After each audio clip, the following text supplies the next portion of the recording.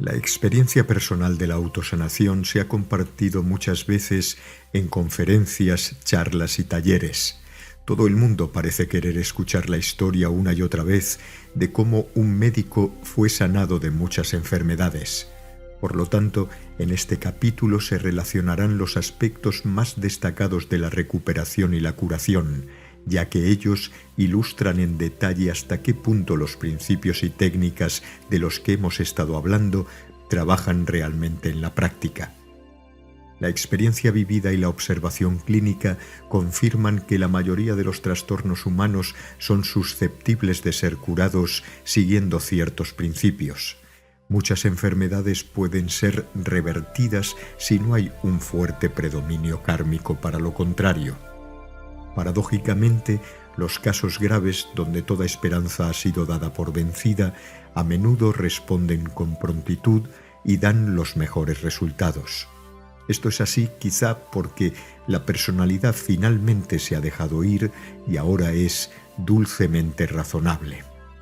Están listos para lo que Thomas Kuhn llama un cambio de paradigma, es decir, la voluntad de ver las cosas de manera diferente desde una perspectiva más amplia y estar con la mente abierta. A veces se llega hasta la enfermedad crónica, el sufrimiento, el dolor y una confrontación con el miedo a la muerte antes de que una persona esté dispuesta a dejar de lado las preciadas creencias y se abra a la verdad de la realidad clínica. Este capítulo detalla la curación y la recuperación de una multitud de enfermedades físicas de la vida de un médico. Delimitaremos los principios básicos que facilitan el proceso de la autosanación. Al hacerlo, revisaremos algunos materiales que ya hemos cubierto. De esta manera, los reuniremos en una experiencia global integrada. Así pues, empezaremos por los conceptos básicos de trabajo. ¿Qué son? Un pensamiento es una cosa, tiene energía y forma. La mente, con sus pensamientos y sentimientos, controla el cuerpo. Por lo tanto, para sanar el cuerpo, los pensamientos y los sentimientos necesitan ser cambiados. Lo que es mantenido en la mente tiende a expresarse a través del cuerpo. El cuerpo no es el yo real, es como una marioneta controlada por la mente. Las creencias inconscientes pueden manifestarse como enfermedad a pesar de que no recordemos las creencias subyacentes. Una enfermedad tiende a ser el resultado de la supresión y la represión de emociones negativas, además de un pensamiento que le da una forma específica, es decir, consciente o inconscientemente elegimos una enfermedad en particular y no otra. Los pensamientos son causados por sentimientos suprimidos y reprimidos. Cuando un sentimiento es dejado, miles o incluso millones de pensamientos que fueron activados por ese sentimiento desaparecen. A pesar de que una creencia específica pueda ser cancelada y su energía pueda ser rechazada, generalmente es una pérdida de tiempo tratar de cambiar por sí mismo el pensamiento. Entregamos un sentimiento al permitirle estar presente sin condenarlo, sin juzgarlo y sin resistirnos a él. Simplemente lo vemos, lo observamos y nos permitimos sentirlo sin tratar de modificarlo. Con la voluntad de entregar un sentimiento, éste saldrá a su debido tiempo. Un sentimiento fuerte puede ser recurrente, lo que significa que hay más de él que ha de ser reconocido y entregado. A fin de entregar un sentimiento, algunas veces es necesario empezar por renunciar a la sensación que existe sobre una emoción en particular. Por ejemplo, la culpa del «yo no debería tener este sentimiento». A fin de renunciar a un sentimiento, algunas veces es necesario reconocer y dejar su recompensa subyacente. Por ejemplo, la excitación de la ira y el jugo de las simpatías al ser una víctima desamparada. Los sentimientos no son el yo real. Mientras que los sentimientos son programas que van y vienen, el verdadero ser interior siempre permanece igual, por lo que es necesario dejar de identificar los sentimientos transitorios como nuestros. Ignora los pensamientos. Ellos no son más que interminables racionalizaciones de sensaciones interiores. No importa qué esté pasando en la vida, mantén la firme intención de entregar los sentimientos negativos a medida que surjan. Toma la decisión de que la libertad es más deseable que tener sentimientos negativos. Elige entregar los sentimientos negativos en lugar de expresarlos. Entrega la resistencia y el escepticismo en relación a los sentimientos positivos. Renuncia a los sentimientos negativos, pero comparte los positivos. Ten en cuenta que el dejar ir se acompaña de una sensación sutil, en general, una mayor ligereza en ti. Abandonar el deseo no significa que no conseguirás lo que quieres, simplemente despeja el camino para que suceda. Obténlo por ósmosis, ponte en el aura de los que tienen lo que quieres. Lo semejante atrae a lo semejante. Asóciate con gente que esté usando la misma motivación o similar motivación y que tengan la intención de expandir su conciencia y sanar. Sé consciente de que tu estado interior es conocido y transmitido. La gente a tu alrededor intuirá lo que estás sintiendo y pensando, e incluso si no lo verbalizas. La persistencia da sus frutos. Algunos de los síntomas o enfermedades pueden desaparecer rápidamente, mientras que otros pueden tardar meses o años si la condición es muy crónica. Deja de resistir la técnica, comienza el día a día con ella. Al final del día, tómate tiempo para renunciar a cualquier sentimiento negativo que quede de las actividades del día. Solo estás sujeto a lo que mantienes en la mente. Solo estás sujeto a un pensamiento negativo o creencia si consciente o inconscientemente dices que se aplica a ti. Deja de darle nombre a tu trastorno físico, no lo etiquetes. Una etiqueta es todo un programa completo. Entrega lo que realmente sientes, las propias sensaciones en sí. No podemos sentir una enfermedad. Una enfermedad es un concepto abstracto mantenido en la mente. No podemos, por ejemplo, sentir asma. Es útil preguntarnos ¿qué estoy sintiendo realmente? Simplemente observa las sensaciones físicas como opresión en el pecho, silbidos, tos. No es posible, por ejemplo, experimentar el pensamiento de no estoy recibiendo suficiente aire. Ese es un pensamiento terrible de la mente, es un concepto, todo un programa llamado asma, entre comillas. Lo que en realidad se experimenta es una tensión o una constricción en la garganta o en el pecho. El mismo principio se aplica a las úlceras o a cualquier otro trastorno. No podemos sentir las úlceras, entre comillas, sentimos una sensación de ardor o pinzamiento. La palabra úlcera es una etiqueta y un programa, y tan pronto como utilizamos esa palabra para etiquetar nuestra experiencia, nos identificamos con todo el programa úlcera, entre comillas. Incluso la palabra dolor es un programa. En realidad, estamos sintiendo una sensación corporal específica. El proceso de autocuración es más rápido cuando dejamos de etiquetar o dar nombres a las diferentes sensaciones físicas. Lo mismo ocurre con nuestros sentimientos.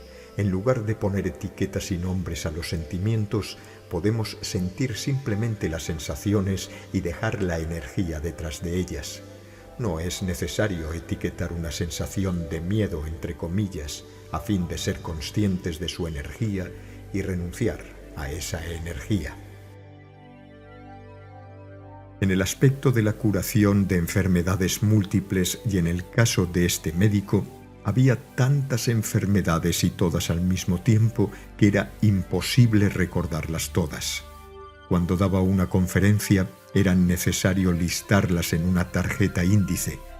Todas las enfermedades se produjeron a la edad de 50 años y eran las siguientes: dolores de cabeza por migraña, crónica y frecuente, bloqueo de las trompas de Eustaquio, fuertes dolores de oídos, miopía y astigmatismo, fueron prescritas lentes trifocales, sinusitis, moqueo y alergias, dermatitis de varios tipos, ataques de gota, necesitando llevar un bastón en el maletero del coche y una dieta restringida, problemas de colesterol y mayores restricciones en la dieta, úlcera duodenal, crónica y recurrente durante 20 años que no respondía a los tratamientos médicos, pancreatitis, intermitentes ataques provocados por la úlcera recurrente, gastritis, hiperacidez, píloro espasmo intermitente,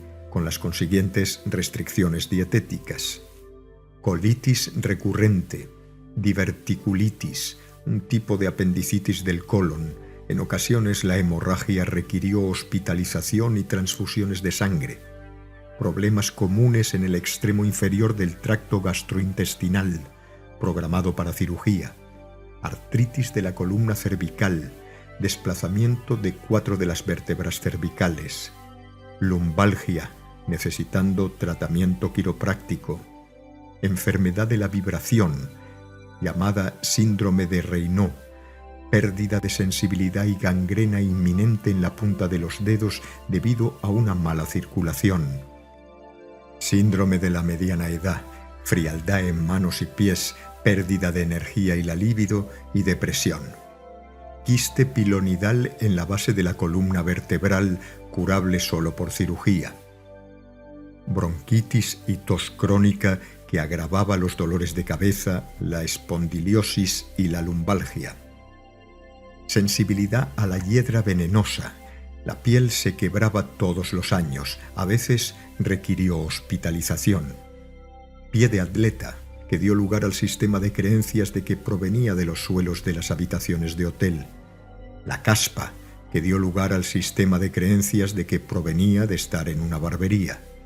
Inflamación del cartílago, síndrome de Tietze, un trastorno raro con hinchazón dolorosa de la unión de la costilla y el esternón, problemas dentales y de las encías, pérdida de hueso alrededor de la base de los dientes.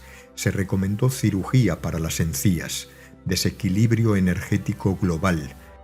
Las pruebas kinesiológicas revelaron que todos los sistemas energéticos estaban desequilibrados y cada meridiano testado era débil. En retrospectiva, es increíble cómo el cuerpo siguió su camino en el mundo y funcionó tan bien como lo hizo, puesto que cada uno de los trastornos requirió una mayor restricción de la dieta. Hubo momentos en los que la lechuga y las zanahorias estuvieron a punto de ser los únicos alimentos seguros, entre comillas. Esto le llevó a la pérdida de 11 kilos y a un cuerpo que se veía delgado y demacrado. Más tarde, algunos amigos me revelaron que habían hecho apuestas sobre lo que ese cuerpo iba a durar. La mayoría de ellos estimaron que probablemente caería alrededor de los 53 años. La pregunta interior en aquel momento era: ¿cómo podría un hombre de éxito, muy educado y profesional, que funcionaba de manera creativa en el mundo, llevando una vida equilibrada, que había sido psicoanalizado a fondo y con experiencia en muchas modalidades de tratamiento y curación, tener aún tantos problemas físicos? Sí, había una gran carga de trabajo, pero estaba equilibrada con ejercicio físico y trabajos creativos como la carpintería, la albañilería, trabajos en madera y el diseño arquitectónico. Por otra parte, la vida espiritual era activa, con 2 horas de meditación todos los días, antes y después del trabajo. Las interminables técnicas mencionadas en la introducción fueron investigadas. La autohipnosis, la macrobiótica, la reflexología, iridología, la terapia de polaridad, las afirmaciones, la proyección astral, los grupos intensivos, el trabajo corporal, la relación y muchas otras. ¿Cuál era la respuesta a esta extraña paradoja de alguien que había intentado una multitud de técnicas, grupos y terapias, pero que todavía tenía una asombrosa variedad de enfermedades? Además, ¿cómo era que funcionaba con tanto éxito en el mundo a pesar de esta larga lista de enfermedades y el dolor constante que pasaba por ellas? La respuesta pareció ser una voluntad muy fuerte.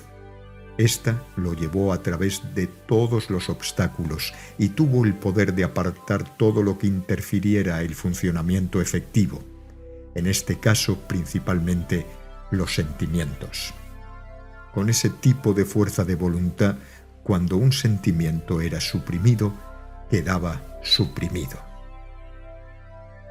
El ideal científico es la objetividad. La objetividad significa la ausencia de la emoción. La consecución de este ideal en el trabajo clínico y científico necesitó de una supresión de los sentimientos. Esa fue especialmente intensa dada la naturaleza de la práctica clínica, la cual era con personas gravemente enfermas. La extensión de su sufrimiento y el de sus familias parecían casi infinito. Siguió sin descanso día tras día, año tras año.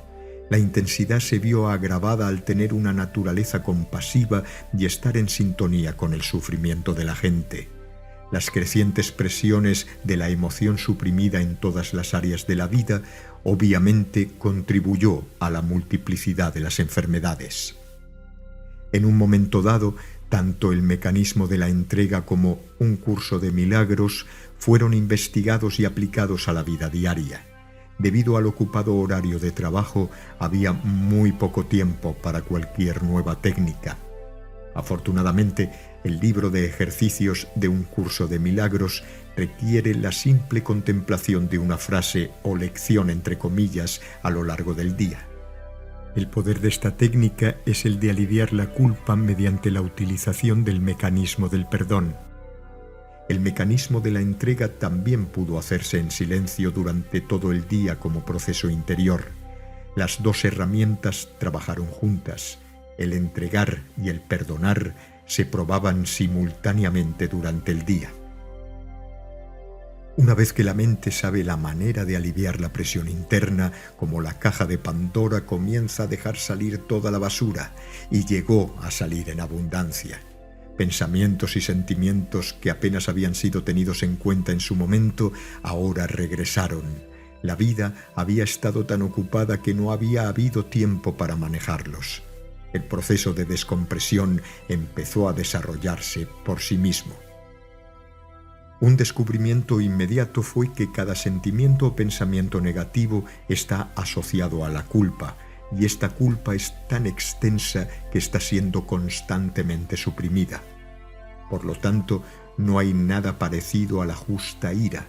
La verdadera sensación es la de ira/culpa. Hay culpa cada vez que tenemos un pensamiento crítico acerca de alguien.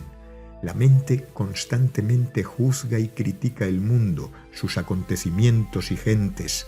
Esta es una fuente inagotable de culpabilidad. La culpa en sí misma engendra sentimientos negativos, y los sentimientos negativos en y por sí mismos también engendran culpa. Es esa combinación mortal la que nos arrastra a todos hacia abajo y crea la enfermedad generalizada y la infelicidad. La culpa es tan omnipresente que, sin importar lo que hagamos, sentiremos de algún modo en nuestra mente que deberíamos, entre comillas, estar haciendo otra cosa. Hemos vivido con culpa tanto tiempo que ni siquiera lo reconocemos, y de alguna manera esa culpa es proyectada por la mente común sobre el mundo que la rodea. Es por eso que la mayoría de las personas necesitan un enemigo, entre comillas, un objeto sobre el que proyectar su culpa interior. También es por eso por lo que los tiranos obtienen su poder, al manipular la culpabilidad de la gente y buscar un objetivo satisfactorio para ello. También se dio el descubrimiento del menosprecio por los sentimientos. La ira surgió por la imposición de los sentimientos, lo cual puede hacer que una persona se sienta como una víctima, entre comillas. Para una orientación de hemisferio cerebral izquierdo, los sentimientos eran lo opuesto a lo razonable, la lógica y la racionalidad. Superpuesto a esto estaba la idea del macho chauvinista de que las emociones eran para las mujeres, los niños y los artistas. Los sentimientos habían sido ante todo una cuestión de comprensión intelectual y análisis clínicos. Cuando habían salido a relucir internamente, eran etiquetados, encasillados y archivados. Al principio de trabajar con la técnica del dejarir, hubo un período de rebeldía y, de hecho, odio hacia los sentimientos y experiencias de pavor por tener que tratar con ellos. Parecía degradante tener que sufrir por ellos. Eso requirió un cambio de autoconcepto a causa de la fuerte identificación con el intelecto. Ahora, gustara o no, había de reconocerse que todo el mundo es un organismo de pensamiento/sentimiento. No trabajaría para seguir negando la realidad. En poco tiempo me permití tener sentimientos. Con la técnica del dejarir, la única salida era reconocer y renunciar a los sentimientos. Esto se hacía más fácil a medida que la condición física comenzaba a mejorar. Aunque inicialmente pueda ser difícil afrontar los sentimientos en nosotros, la luz había brillado al final del túnel, y eso engendró esperanzas. En unos días de utilización de la técnica, la condición física del extremo inferior del tracto gastrointestinal rápidamente se curó y, de hecho, la cirugía fue cancelada. Muchos de los síntomas que habían permanecido activos durante años, incluso décadas, comenzaron a disminuir su intensidad y frecuencia a medida que pasaban los meses. Las migrañas y los dolores de cabeza en particular se hicieron menos y menos frecuentes. Los dolores lumbares desaparecieron, el cuerpo comenzó a sentirse más ligero y más fuerte. Entonces, una crisis inesperada llegó y trajo una intensa presión emocional. La diverticulitis regresó de forma severa y con hemorragias masivas. Hubo una decisión interior de gran magnitud. O esta cosa funciona o no. Así que esta vez, en vez de ir al hospital y recibir las transfusiones, hubo una entrega total. Todas las sensaciones que recorrían el abdomen fueron reconocidas y no resistidas. No se les dio un nombre o una etiqueta. En vez de pensamientos o palabras, hubo una sensación de unidad con las sensaciones, los calambres y el dolor. Las sensaciones no fueron resistidas sin importar lo intensas que fueran. Parecía estar en el filo de la navaja. Cada sensación y sentimiento era reconocido y entregado. Esto se prolongó durante las 4 horas siguientes, y al cabo de 4 horas la hemorragia se detuvo, los calambres se fueron y la diverticulitis fue curada. Más tarde hubo algunas recurrencias menores, pero cada una fue manejada de la misma manera y con el tiempo los ataques disminuyeron y desaparecieron. De este modo, el mecanismo de la entrega pasó la prueba de fuego. Tuvo éxito donde todo lo demás había fallado. Con la aplicación continuada, otros trastornos comenzaron a desvanecerse también. Con el tiempo, la experiencia de saber, entre comillas, sustituyó a la de pensar. El saber viene de una manera totalmente diferente. Está ahí tan solo esperando nuestro reconocimiento. Una mañana, al despertar, se dio el saber, entre comillas, de estar curado de la hiedra venenosa. Al mismo tiempo, era obvio que el mismo nombre, la etiqueta hiedra venenosa, era un programa y un sistema de creencias en sí mismo.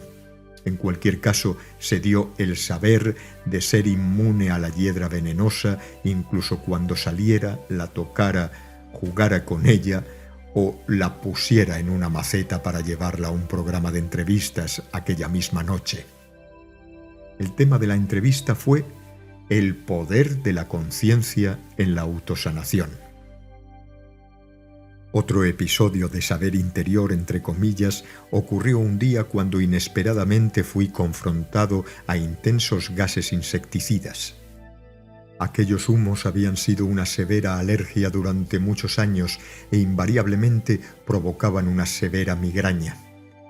En aquel día particular, sin embargo, se produjo el repentino saber, entre comillas, de la inmunidad a los humos. Al entrar en una casa recientemente fumigada y realizar unas respiraciones muy profundas de aquellos humos sin ninguna consecuencia en absoluto, una sensación repentina y eufórica de libertad prevaleció.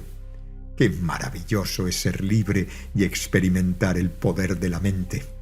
Era obvio en aquel momento que solo estamos sujetos a aquellas cosas que mantenemos en la mente. No es necesario ser un esclavo o una víctima del mundo. Lo mismo ocurrió con la creencia largamente mantenida sobre el elevado colesterol. A medida que la creencia y el concepto fueron cancelados, el comer diariamente productos lácteos se reanudó sin ningún impacto negativo sobre el colesterol.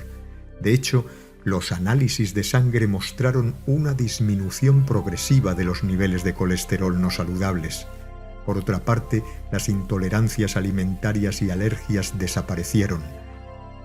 Me llevó al menos otro año. Sin embargo, la intolerancia al azúcar y la hipoglucemia funcional desaparecieron. Durante un periodo de tiempo se repitieron aún periodos de estrés y ejercicio físico específico después de comer azúcar y dulces acompañados de cafeína. Mientras tanto, fue posible volver a una dieta normal después de muchos años de severas restricciones. ¿Cómo libera comer alimentos con semillas, no permitidos por la diverticulitis? Todos los alimentos se suponían contraindicados para las úlceras y la colitis, incluso el dulce de azúcar caliente. Me tomó un par de años que la hipoglucemia funcional desapareciera, pero al final era posible comer todos los dulces que habían sido prohibidos durante años. El síndrome de la mediana edad también era un sistema de creencias. A medida que este sistema de creencias era cancelado y entregado, el frío desaparecía de las manos y los pies. La fatiga, la depresión leve y la irritabilidad también desaparecieron. La resistencia física se incrementó y la tolerancia al trabajo físico se volvió casi ilimitada. Ahora que las cosas más importantes estaban encarriladas, algunas de las dolencias menores se trataron conscientemente. La creencia en el quiste pilonidal fue entregada. En 6 semanas desapareció. La trompa de Eustaquio, que siempre se bloqueaba cuando volaba en avión, causó un fuerte dolor en el oído derecho. Necesitó 2 años corregirlo. Hubo un dejar ir continuo de todos los pensamientos y sentimientos acerca de ello y al mismo tiempo un uso de la visualización del ángulo del canal con el hueso temporal derecho cambiando a un ángulo normal. Esta fue la única enfermedad en la que se utilizó la visualización. Al cabo de 2 años, la enfermedad desapareció y ya no hubo nunca ninguna dificultad adicional en la limpieza de los oídos con los cambios de altitud. Mientras tanto, los dolores de cuello fueron desapareciendo progresivamente y esto hizo posible bailar. Mientras bailaba y entregaba cualquier resistencia al dolor de cuello, pronto el cuerpo empezó a ponerse automáticamente en posturas y movimientos de autosanación, como si hubiera un quiropráctico interior manipulando la columna vertebral. Era una sensación extraña, como si sanadores invisibles estuvieran realineando la columna vertebral. A medida que esto sucedía, se produjeron cambios en la circulación de las manos y los pies y ya no estaban fríos todo el tiempo. La enfermedad de la vibración en las yemas de los dedos, que había estado amenazada de gangrena, ahora revertía por sí sola. Las yemas de los dedos se hincharon y sonrojaron de nuevo. La quemazón y el dolor en las yemas de los dedos desaparecieron. La sensación retornó. Hasta ese momento, los dedos se habían vuelto tan insensibles que no era posible pasar las páginas de un libro. A medida que las dolencias más graves fueron sanadas, hubo la energía y el tiempo para examinar los temas menores. Había habido la creencia largamente mantenida de que la gente coge caspa en las barberías. Cuando esa creencia fue entregada, la caspa desapareció. Un proceso similar ocurrió con la creencia de que el pie de atleta se correlacionaba con los suelos de los hoteles. Tras la continua cancelación de esa creencia, el pie de atleta también desapareció. Un año, el Día de Acción de Gracias, Hubo oportunidad de probar la técnica en una situación aguda. Un enorme tronco cayó sobre el pie izquierdo y rompió todos los huesos que cruzaban el empeine. En lugar de salir corriendo a escayolarlo, se utilizó la técnica del dejar ir.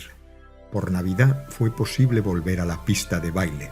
En un momento posterior, un esguince severo en el tobillo se curó en pocos minutos al entregar instantáneamente el dolor. En cuanto a la curación de la visión, una tarde, mientras daba una conferencia sobre el mecanismo de la entrega y tomaba notas de todas las curaciones anteriores que han sido experimentadas, un miembro de la audiencia dijo: «Doctor, si usted ha sanado de todas esas dolencias, ¿por qué todavía usa gafas? ¿No podría la vista cansada ser curada de la misma manera?» Bien, nunca pensé en que usar lentes fuera una enfermedad. Siempre pensé que era un defecto anatómico estructural del cuerpo, pero ahora que lo menciona, no veo ninguna razón por la que no se pudiera curar. Por lo tanto, las lentes bifocales fueron retiradas y guardadas en un bolsillo de la chaqueta. Sin embargo, en aquel momento la vista fue disminuyendo hasta el punto de que habían sido prescritas y ordenadas gafas trifocales. Al salir de la conferencia, aquella noche, el mismo conocimiento interior vino que la condición podría curarse con suficiente fe y confianza. Conduciendo a casa sin gafas, la visión era borrosa. El ritmo era lento, con luces cortas. Se dio el conocimiento interior de que siempre veríamos lo que necesitábamos ver, pero no podríamos ver lo que quisiéramos ver. Durante las siguientes 6 semanas, mucho se observó y aprendió acerca de lo que sucede detrás de nuestro ordinario ver de todos los días. Se dio toda una observación de sentimientos que van desde la curiosidad a la competencia y del interés erótico a la excitación intelectual. Solo el 5% de nuestra visión es absolutamente necesaria para funcionar en el mundo. Un fenómeno peculiar ocurrió, y fue que solo lo que era necesario ver fue visto. Leer periódicos y revistas, ver la televisión o ir al cine era imposible. Se puso de manifiesto cómo la mayor parte de la visión no es más que escapismo. En la carretera era como si estuviera al volante Mr. Magoo. Una y otra vez el mismo misterioso fenómeno ocurría. Tan pronto como era vital ver algo, podía ser visto. El borde del acantilado se hizo visible justo cuando fue necesario verlo. Hubo una gran cantidad de ansiedad y una constante entrega del miedo. Y finalmente, al cabo de 6 semanas, el miedo pareció agotarse. En cambio, una profunda entrega tuvo lugar. Bueno, solo veré lo que estoy permitiéndome ver. Los otros objetivos emocionales que habían sido subordinados hasta ese momento se entregaron voluntariamente. Entonces se produjo una profunda sensación de quietud interior y paz y la sensación de unidad con lo que sea que recorre el universo. Y en ese mismo instante, súbitamente, la visión regresó total y perfectamente. Lo que no había sido visible o legible ahora estaba claro como el cristal. Los carteles de las calles, la letra pequeña con poca luz, los objetos con gran detalle al cruzar una habitación y a gran distancia. En la siguiente revisión de la vista, para la renovación de la licencia de conducción, el evaluador dijo que la visión era perfecta y que las gafas ya no eran necesarias. Esto nunca había ocurrido en ninguna revisión de la vista anterior.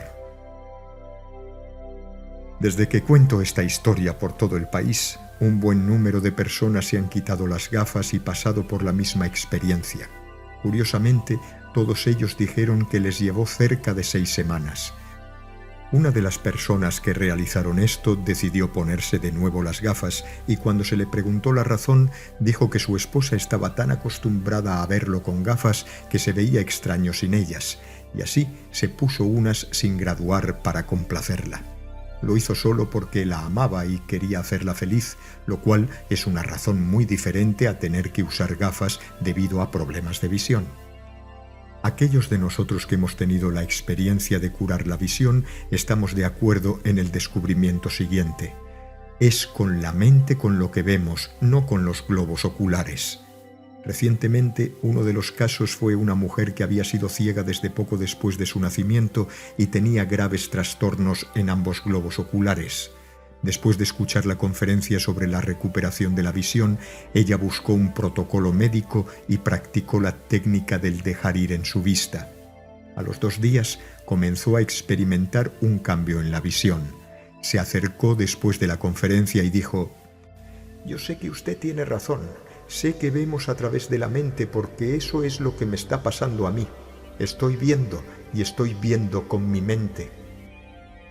Para entender cómo todas estas curaciones pueden ocurrir, algunas de ellas rayando en lo milagroso, tenemos que revisar muchas de nuestras ideas acerca de los procesos corporales, los mecanismos de curación y cómo los tratamientos médicos alcanzan sus resultados. Se descubrirá que hay un poder autosanador interior que es activado por la entrega continua. Ante los pensamientos y creencias negativas, creencias que predisponen a la enfermedad, y para determinar nuestra propia propensión a ella, podemos analizar las siguientes preguntas.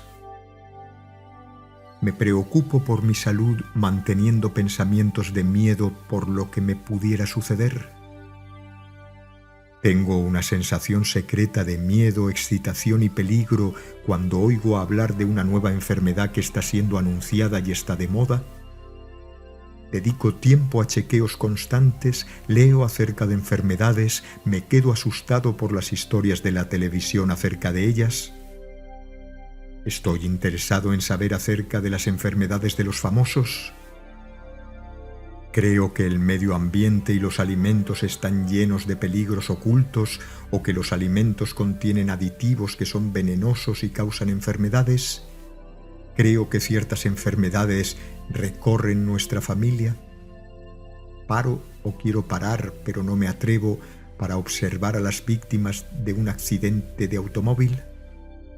¿Me gustan los programas de televisión de hospitales? Me gustan los programas de televisión que incluyen golpes, gritos, peleas, asesinatos, tortura, crímenes y otras formas de violencia. ¿Soy una persona con sentimiento de culpa? ¿Estoy lleno de ira? ¿Condeno la conducta de las otras personas? ¿Soy propenso a emitir juicios? ¿Tengo resentimientos y rencores? ¿Me siento atrapado y sin esperanzas? Me digo a mí mismo: todo lo que está pasando a mi alrededor probablemente voy a cogerlo. ¿Estoy preocupado por las adquisiciones y los símbolos de estatus en lugar de por la calidad de las relaciones? ¿He contratado ya un montón de seguros y todavía me preocupa que no sean suficientes? En resumen, la manera de cambiar nuestro cuerpo es cambiar nuestros pensamientos y sentimientos. Debemos dejar de lado los pensamientos y sistemas de creencias negativas y quitarse el estrés de las emociones negativas que les dan energía. Debemos cancelar la programación negativa que proviene del mundo, así como también de nuestros propios sistemas de creencias. Podemos ver los efectos nocivos de la programación negativa del miedo en las personas que están sujetas al miedo a los alimentos, los productos químicos y las sustancias del medio ambiente. Cada día se anuncia que un nuevo producto químico o sustancia tiene efectos nocivos. Cuanto más temerosos estemos, más rápidamente nos programamos y luego el cuerpo responde en consecuencia. El miedo a las sustancias, los alimentos, el aire, las energías y los estímulos de todo tipo ha llegado al punto de convertirse en casi una paranoia al medio ambiente. Algunas personas se vuelven tan fóbicas hacia el medio ambiente y todo en él que su mundo se hace más y más pequeño. Se vuelven más miedosos cada día. Algunas personas incluso sucumben a tal punto que huyen del mundo y viven en recintos burbuja artificiales, víctimas de sus propias mentes. Esto les puede suceder a personas razonables, incluso a médicos. Comenzó con el polen, la ambrosía, la caspa de cabello, los pelos de perros y gatos, el polvo, las plumas, la lana, el chocolate, el queso y los frutos secos. Creía que todo esto causaba alergias. Más tarde se añadió el azúcar, la hiperglucemia, además de los aditivos alimentarios, el cáncer, los huevos y los productos lácteos, el colesterol y las vísceras, la gota.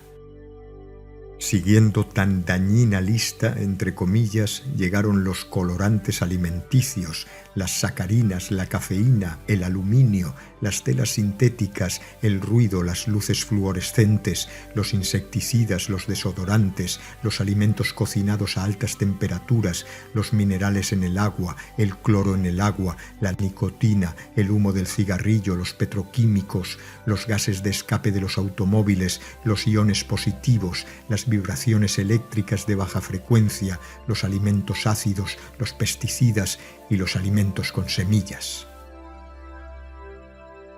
El mundo encogió tanto y se hizo tan pequeño que no había nada seguro que comer, nada se podía utilizar, no había aire para respirar. El cuerpo tuvo todas las alergias, reacciones y enfermedades para demostrarlo. Salir a cenar se convirtió en un ejercicio del pasado, ya que no había nada en el menú que se pudiera comer, salvo la lechuga, lavada muy bien, por supuesto, y era imprescindible el uso de guantes blancos en el momento de retirar los utensilios del restaurante. Luego, con el aprendizaje de una verdad nuclear, todo el patrón fue descifrado. Lo que se mantiene en la mente tiende a manifestarse, incluyendo las creencias inconscientes. El acusado no era el mundo, sino la mente. Toda la programación negativa y el condicionamiento temeroso estaba en la mente, y el cuerpo obedecía a la mente. Esta ley de la conciencia revocó la paranoia en espiral. A medida que cada creencia interna era observada y entregada, todas las reacciones corporales negativas, las enfermedades y los síntomas desaparecieron. En otras palabras, no era la hiedra venenosa lo que causaba la reacción alérgica, sino la creencia de la mente de que la hiedra venenosa era un alérgeno. A medida que la mente dejaba su programación, las reacciones del cuerpo se liberaron.